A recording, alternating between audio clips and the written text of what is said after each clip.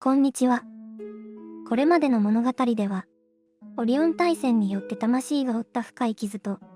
そこからの癒しと目覚めのプロセスについてお話ししてきました。今回は、さらに深く掘り下げていきます。テーマは、魂の再契約と地球に組み込まれた操作の構造。なぜ私たちはわざわざ記憶を封印し、この混沌とした世界に生まれてくるのでしょうか。その問いに向き合うことは、魂が自らに課した目覚めのプログラムの意味を思い出すことでもあります。地球に生まれるというのは、非常に特別な体験です。物質的、肉体的な制限のある生活は宇宙の中でも珍しく、それは苦しみの場所ではなく、体験の学校とも呼ばれています。様々な魂が異なる星々からこの惑星に転生し、互いに影響を与え合いながら学びを深めているのです。あなたが今ここに存在しているのは、とても勇気のある決断で、偶然でも失敗でもありません。この人生に、確かな意図があるのです。地球に転生する前、魂はどのような経験を通じて何を学ぶかを自ら計画すると言われています。それは、いわば魂の設計図のようなもので、人生における大きなテーマや、出会う人、学ぶべき感情、向き合う課題などがあらかじめ決められています。例えば、自分を信じることを学ぶために、自己否定を体験するような家庭に生まれたり、無条件の愛を知るために、大きな喪失や孤独を経験する人生を選んだりします。一見、苦しみに思える出来事も、魂にとっては意図的な学びの一環なのです。また、重要な人間関係には魂の契約が存在していることがあります。それは過去世でも関わりのあった存在であり、互いに役割を引き受けて再び出会っているのです。親子、恋人、ライバル、恩人、それぞれの関係の中に、深い意味と約束が込められています。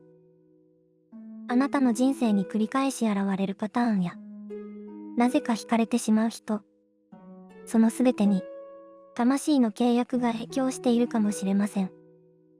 魂が地球に降り立つとき、ほとんどの記憶は封印されます。これはベールとも呼ばれる意識の霧のようなもので、魂の出自や使命、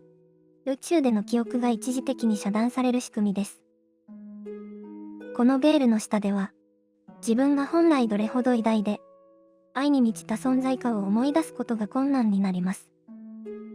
さらに、地球には様々な操作プログラムが存在しています。例えば、競争しなければ価値がない。他人の評価が自分の価値を決める。お金や地位が幸福をもたらすといった、外側の基準に振り回される意識。これらは、魂を混乱させ、目覚めを遅らせるための構造的な罠とも言えるでしょう。このプログラムは、メディア、教育、宗教、文化といったあらゆる仕組みの中に巧妙に組み込まれています。結果として、多くの人が自分の内なる感覚よりも、外側の常識やルールを優先して生きるようになってしまうのです。しかし、その中でも違和感を覚える魂がいます。その違和感こそが、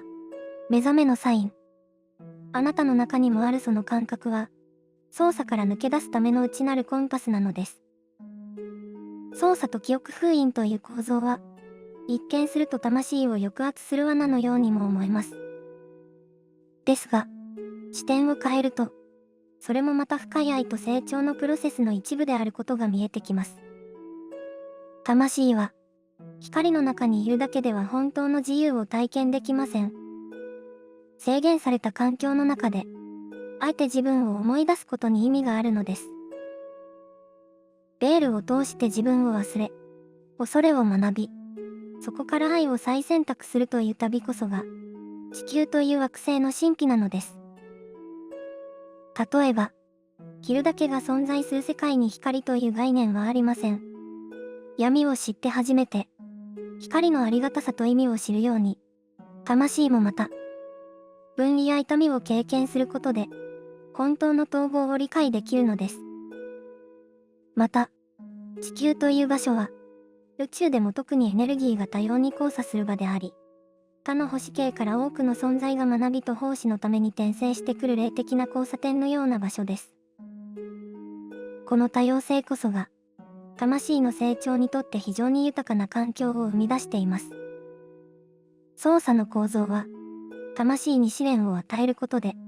本質的な選択を促す舞台装置だったのかもしれません。地球に降り立つ前、魂たちは工事の意識状態で再契約を交わしてきます。この契約には、自分が果たすべきテーマ、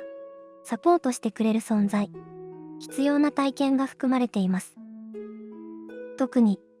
人生の中で重要な役割を果たす人々との出会いは、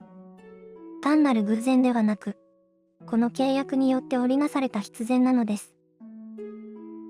例えば、あなたを深く傷つけた誰かも、実は魂レベルでその役割を引き受けてくれた存在かもしれません。痛みを通じて自己愛や境界線を学ばせてくれる存在。また、あなたの成長を見守り、時にそっと背中を押してくれる魂の伴走者もいます。これらの出会いは、再契約の一部として、転生前にあらかじめ決められています。そのため、どれほど辛い経験であっても、そこには必ず学びとギフトが存在しています。そして、互いの役割が終わった時、魂同士は感謝とともにその関係性を手放すことができます。あなたが今で会っている人々は、過去に交わした魂の約束を思い出させてくれる存在です。心に深く触れる出会いの背後には、いつも魂の再契約が息づいているのです。魂が目覚めていく過程では、まず操作に気づくことが何よりも重要です。